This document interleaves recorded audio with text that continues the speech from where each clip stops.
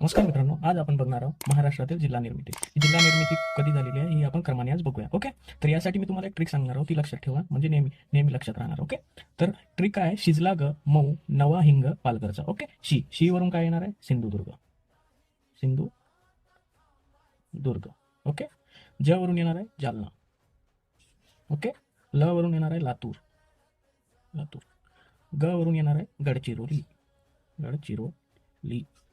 Okay, म वरून येणार आहे मुंबई उपनगर. न वरून नंदुरबार. वा वरून वाशिम. ही दोन्ही एकाच दिवशी झालेले आहे, त्यामुळे नवा. ही वरून येणार आहे हिंगोली. ग वरून येणार आहे गडचिरोली. ग वरून गोंदिया. आणि पालघर वरून पालघर. ओके, तर सिंधुदुर्ग कशातून निर्माण झाला आहे? रत्नागिरी.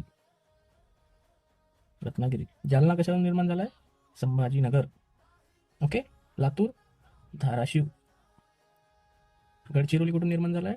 चंद्रपूरमधून. मुंबई उपनगर मुंबई. ओके, नंदुरबार धुळेमधून. ओके, वाशिम अकोलामधून. हिंगोली परभणीमधून. आणि गोंदिया भंडारामधून. आणि पालघराची निर्मिती ठाणे या जिल्ह्यातून झालेली आहे. ओके, तर अशा ट्रिकसाठी चॅनलला सबस्क्राईब करा. थँक्यू.